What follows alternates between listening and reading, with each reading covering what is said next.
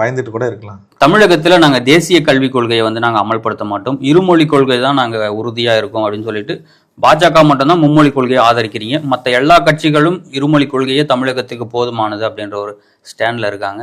என்ன பிரச்சனை? இது வந்து முட்டாள்தனமான ஸ்டாண்டு. மற்றவங்க எடுக்கிற ஸ்டாண்டு வந்து முட்டாள்தனமான ஸ்டாண்ட். நான் கேட்குற கேள்விக்கு நீங்கள் ஒரு ஊடக நண்பரா நீங்கள் பதில் சொல்லுங்க. இப்போ தமிழ்நாட்டில் தமிழர்கள் மட்டும்தான் இருக்காங்களா? எத்தனையோ தெலுங்கு பீப்புள், எத்தனையோ கன்னடா பீப்புள் அவங்களாம் இருக்காங்கல்ல. அவங்க இருக்காங்கல்ல, அவங்களுக்குலாம் ஓட்டு உரிமை இருக்கா இல்லையா? இருக்கு. அது அந்த மக்கள் தொகையில பார்த்தீங்கன்னா அவங்க மோர் தென் ஒரு கோடி 1.5 கோடி மக்களுக்கு மேல இருக்காங்க. அவங்கெல்லாம் தன்னுடைய தாய்மொழியில தன்னோட பையனை படிக்க வைக்கணும், பொண்ணை படிக்க வைக்கணும்னு நினைக்கிற தப்பா?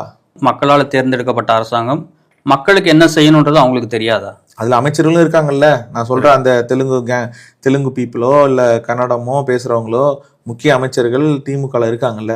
அவங்களாம் தன்னோட மக்களுக்காக குரல் கொடுக்கலன்னு நான் சொல்றேன்.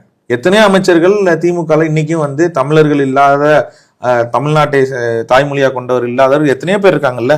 அங்க என்னோட பார்வையில வந்து எனக்கு தெரிஞ்ச ஒரு 1.5 கோடியிலேருந்து 2 கோடி மக்கள் வந்து தமிழ் பேசாத, தமிழ் தாய்மொழி இல்லாத மக்கள் எத்தனையோ பேர் இருக்காங்க.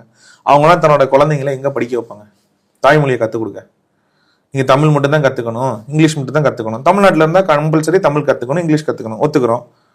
இப்போ பல மாநிலத்திலிருந்து வந்து இங்கே செட்டில் ஆகி தமிழ்நாடை பூர்வீகமாக கொண்டு இருக்கிறவங்க தன்னுடைய தாய்மொழியா அவங்களுடைய தெலுங்குவோ கன்னடமோ இல்ல உருதுவோ ஹிந்தியோ ஏதோ ஒரு லாங்குவேஜ் தன்னோட பையனுக்கோ பொண்ணுக்கோ கத்துக் கொடுக்கணும்னு நினைக்கிறது தவறா? இதே மாதிரி ஸ்டாண்ட இப்போ நீ ஒரு உதாரணத்துக்கு சொல்றேன். என்னோட இன்ஜினியரிங் படிச்சாங்க 300 பசங்க படிச்சாங்க அழகப்பா இன்ஜினியரிங் காலேஜ்ல, அரசு இன்ஜினியரிங் காலேஜ்ல படிச்சாங்க. இன்னைக்கு அந்த 300 பேர்ல ஒரு 250 பேருக்கு மேல வெளி மாநிலங்கள்ல வேலை பார்க்கறாங்க. டிசிஎஸ், சிடிஎஸ், இன்ஃபோசிஸ், மைக்ரோசாஃப்ட்னு ஆல் ஓவர் இந்தியாவில் பல இடங்கள்ல வேலை பார்க்குறாங்க. இருமொழி கொள்கையில படிச்சுட்டு. ஆமா, இருமொழி கொள்கையில படிச்சுட்டு வேலை பார்க்குறாங்க. நல்ல நிலைமையில தானே இருக்கு. நான் சொல்ல வர பாயிண்ட் வேற. இப்போ இதே மாதிரி அந்த பசங்க குடும்பத்தோட அங்கே செட்டில் ஆயிட்டாங்க. இப்போ எனக்கு 35 வயசு ஆயிடுச்சு. அவங்களுக்கும் குழந்தை குட்டிலாம் ஆகி அவங்க கர்நாடகாவில், பெங்களூர்ல, ஹைதராபாத்ல, கொல்கட்டாவில், டெல்லியில இருக்காங்க. இதே மாதிரி எல்லா ஊர்லயும் சிஎம்ஸ்லாம் முடிவு எடுக்கிறாங்கன்னு வைங்க.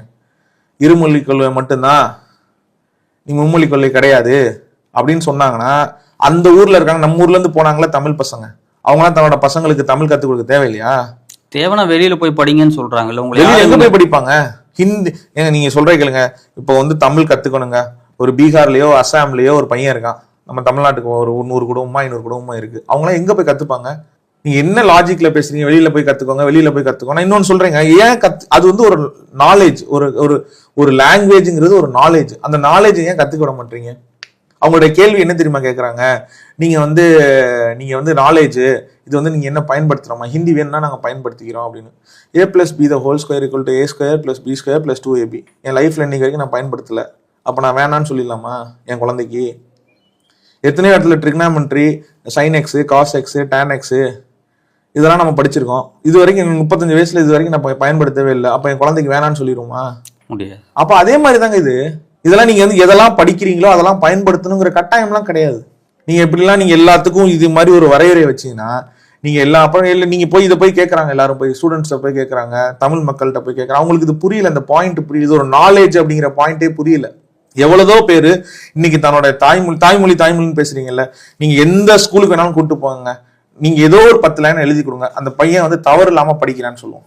அப்ப தமிழே இங்க திண்டாட்டமா இருக்குன்னு கண்டிப்பா இருக்குங்க. அதுவே திண்டாட்டமா இருக்கும்போது எப்படி அவன் 3ஆவதா ஒரு மொழியை படிப்பான்? ஏங்க அதுதான் நான் சொல்றேன். நீங்க எல்லாத்தையுமே வந்து டெக்னிக்காலிட்டிக்குள்ள போனீங்க அப்படின்னா இந்த ஊர்ல தமிழ்நாட்டுல நீங்க எதையுமே வந்து அச்சீவ் பண்ணவே முடியாது. இது ஒரு நாலேஜ் டிரான்ஸ்ஃபர். காலேஜோ ஸ்கூலோ வந்து ஒரு நாலேஜ் டிரான்ஸ்ஃபர் பிளேஸ் அப்படிங்கிற மாதிரி இந்த நாலேஜ் எடுத்துக்கிற இடம், கத்துக்கிற இடம், அதை எப்படி அப்ளை பண்ற இடம்ங்கிற மாதிரி தான் நம்ம அதை பார்க்கணும். இவங்க இந்த ஸ்கூல்ல காலேஜஸ் எல்லாம் இவங்க எப்படி பாக்குறாங்க அப்படின்னா, நீங்க மும்மொழி கொள்கையிலே தமிழை கட்டாயமா கொண்டு வந்திருக்கணும். அதுவும் நீங்க தமிழ்நாடு வரைக்கும் தான் நீங்க கொண்டு வந்திருக்கீங்க. தமிழ்நாட்டுல மும்மொழி கொள்கையில தமிழ் கட்டாய மொழி நம்ம சொல்லிட்டோம் 5வது வரைக்கும். ஆமா, 6வதுல இருந்து அவன் சூஸ் பண்ண போறாங்க. தமிழ் பேரண்ட்ஸ் தமிழன்ஸ், படிக்கிற பையன் தமிழ், அவன் ஏன் வேணான்னு சொல்ல போறான் சொல்லுங்க? 5வது வரைக்கும் அவன் படிச்சுட்டான். அவனோட கம்ஃபர்டபுள் லாங்குவேஜ், வீட்டில் பேசுறது, ஸ்கூல்ல பேசுறது, ஃப்ரெண்ட்ஸோட பேசுறது எல்லாமே தமிழ் தான். அந்த லாங்குவேஜ் அவன் ஏன் வேணான்னு சொல்ல போறான்? எனக்கு அது புரியவே, அந்த பாயிண்ட் எனக்கு புரியவே கிடையாது. இப்போ நீங்க காமர்ஸ் 11th நம்ம காமர்ஸ், கம்ப்யூட்டர் சயின்ஸ், பயாலஜின்னு குரூப் வச்சிருக்கோம்ல. யார் யாருக்கு எது பிடிக்குதோ அவங்க சூஸ் பண்ணிக்கிறாங்கல்ல. அது மாதிரி அவங்க சூஸ் பண்ணிட்டு போறாங்க. நீங்க அந்த ஆப்ஷனே, அந்த ஃப்ரீடம் ஏன் தர மாட்டேங்கிறீங்க? இப்போ இது ஒரு சைடுங்க. இன்னொரு சைடுங்க, பணக்கார விட்டு பசங்கன்னு இருக்காங்கல்ல, அவங்க எல்லாருமே மும்மொழி கொள்கையில 3 லாங்குவேஜ் உள்ள ஸ்கூல்ல படிக்கிறாங்களா படிக்கலையா நீங்க சொல்லுங்க. படிக்கிறாங்க. அது 50 லட்சம் ஸ்டூடெண்ட்ஸ் இந்த சைடு இருக்காங்க, பணக்கார ஸ்டூடெண்ட்ஸ்னு 50 லட்சம் இருக்காங்க. அவங்க எல்லாருமே 3 லாங்குவேஜ் படிக்கிறாங்க. இந்த சைடு கவர்மெண்ட் ஸ்கூல்ல படிக்கிறவங்க, நடுத்தர ஏழை வீட்டு பசங்க தான் கவர்மெண்ட் ஸ்கூல்ல படிக்கிறாங்க, மெஜாரிட்டி நான் சொல்றேன். இதுல 50 லட்சம் பேர் இருக்காங்க. அதுக்குதான் நீங்க சொல்லி முடிச்சிடறேன். ரெண்டுலயுமே வந்து இங்க 50 லட்சம், இங்க 50 லட்சம். இந்த பசங்க 2 பேருமே ஒரு காம்படிஷனுக்கோ, ஒரு நீட் எக்ஸாமுக்கோ, இல்ல ஒரு ஸ்கூல் ஒரு கேம்பஸ் இன்டர்வியூக்கோ, இல்ல வெளி மாநிலங்களில் போய் வேலை பார்க்கறதுக்கோ, ட்ரைனிங்கோ, இந்த 50 பசங்களும் 12th முடிச்சோன்னா 2 பேரும் ஒரே இடத்துக்கு தானே வராங்க, சேம் ஃபீல்டுக்கு. அவங்களுக்கு ஃபைட்டு சேம் தானே, ஒரே இடம் தானே, காம்படிஷனுங்கிற இடம். அந்த இடத்துல இந்த பணக்கார வீட்டு பசங்களுக்கு மட்டுமே வாய்ப்புகள் அதிகமா வழங்குற மாதிரி ஒரு சிச்சுவேஷன் இருக்கா இல்லையா? அதை தான் நாங்க வேணான்னு சொல்றோம். இந்த பசங்க 50 லட்சம் பேர் பணக்கார வீட்டு பசங்க சிபிஎஸ்இ ஸ்கூல்ல மும்மொழி கொள்கையில 3 லாங்குவேஜ் படிக்கிறாங்களா, அதே மாதிரி நம்மளுடைய அரசு பள்ளிக்கூடங்களையும் இருந்தா என்ன தப்புன்னு கேட்கிறோம். நாங்க ஒரு லாங்குவேஜை ரிமூவ் பண்ணல, எக்ஸ்ட்ரா கொடுக்குறோம். ஒரு பையனுக்கு எக்ஸ்ட்ரா ஒரு விஷயத்த கத்துக் கொடுக்குறோம். அது எப்படிங்க தப்பு நீங்க சொல்லுவீங்க? நம்ம ஸ்கூல்லாம் படிக்கும் போது முன்னாடி ஃபுட்பால், கிரிக்கெட் தான் இருந்தது. இப்போ எத்தனையோ ஸ்போர்ட்ஸ் வந்துருச்சுல எல்லா ஸ்கூல்லையுமே ஆல்மோஸ்ட். இப்போ ஏன் நீங்க வேணாம், ஃபுட்பால் தான் எங்களுக்கு முக்கியம், கிரிக்கெட் தான் முக்கியம், சிஎஸ்கே தான், தலை தான், தோனி தான், நீங்க மற்ற கிரிக்கெட்ல மற்ற ஸ்போர்ட்ஸ் எல்லாம் கத்துக்க கூடாது அப்படின்னு ஏதாவது ஒரு சட்டம் இருக்கா? அப்படி சொன்னாதான் முட்டாள்தனமா தெரியும்ல. அதே மாதிரிதான் இந்த லாங்குவேஜை இந்த திமுக அரசாங்கம் எதுக்குறதும். ஏங்க, என் பையனுக்கு என்ன கத்துக் கொடுக்கணும், என் பொண்ணுக்கு நான் என்ன கத்துக் கொடுக்கணும், என்ன வேணுங்கிறத டிசைட் பண்ற அதிகாரம் யாருக்கு? பெற்ற அப்பா அம்மாவுக்கு இருக்கு, அந்த மாணவனுக்கு இருக்கு. ஆமா, பெற்றோர்கள் நாங்க நினைக்கிறோம். இப்ப என்னோட பர்சனல் லைஃப் எடுத்துக்கோங்க. என்னோட ஒய்ஃப் வந்து ஹைதராபாத்ல பார்ன் அண்ட் ப்ராட் அப். தன்னோட பொண்ணுக்கு வந்து தெலுங்கு கத்துக் கொடுக்கணும்னு நினைக்கிறாங்க. அவங்களுக்கு ஆப்பர்ச்சுனிட்டியே கிடையாது. நான் சொல்றது, சிவகங்கையில ஒரு சின்ன ஒரு கிராமத்துல, வேளங்குடின்னு ஒரு கிராமத்துல இருக்கிற ஒரு பையனுக்கே, ஒரு பேரண்ட்டுக்கே இந்த ஒரு ஏக்கம் இருக்கும்போது, நீங்க உடனே வந்து சிட்டில இருக்கிற பசங்களோட லைஃபை யோசிச்சு பாருங்க. எத்தனையோ தெலுங்கு பீப்புள் இருக்காங்க, அது யாருமே குரல் கொடுக்க மாட்டாங்க. எத்தனையோ தெலுங்கு பீப்புள் இருக்காங்க, எத்தனையோ சௌராஷ்டிரா கார்பரேஷன்ல பிரெஞ்சு மொழி கத்துக் கொடுக்கறதுக்காக ஒப்பந்தம் போட்டிருக்காங்க. மேபி வந்து இன்டர்நேஷனலா அவர் அன்பில் பொய்யாமொழி மகேஷ் அவரோட பையன் படிக்கிறதுனால, மேபி அமைச்சரோட பையன் படிக்கிறதுனால, சென்னை மாநகராட்சி பள்ளிகள்ல அதாங்க அவங்க ப்ரமோட் பண்றாங்க. அந்த பையன் வந்து பப்ளிக்ல ஓப்பனா சொல்றான். அவனுக்கு அது கூட தெரியல. அவங்க அப்பா வந்து அரசியல் இருக்காரு, மும்மொழி கொள்கையை எதிர்த்துட்டு இருக்காரு அவங்க அப்பா. அந்த பையன் வந்து, இப்ப நீ என்ன லாங்குவேஜ் படிக்கிறேன், பிரெஞ்சு படிக்கிறேன் அப்படிங்கிறான். அந்த பையன் வந்து சொல்றான். வீட்டுல என்ன நடக்குதுன்னு கூட அந்த பையனை தெரியாம அந்த பையனை வளர்த்துட்டு இருக்காங்க. அதுதாங்க இந்த செட்டப், இந்த திமுகவோட செட்டப். நீங்க புரிஞ்சுட்டீங்களா எப்படி இருக்கு அப்படின்னு? ஏன்னா இப்ப யோசிச்சு பாருங்க, அந்த பையன் வந்து உண்மையா அப்படியே சொல்றான். இவர் சொன்னா அவன் வந்து ஹாபிக்கு படிக்கிறான். அப்ப உங்க வீட்டு பையன் மட்டும் ஹாபிக்கு, இன்ட்ரெஸ்ட்டுக்கு படிக்கலாம்.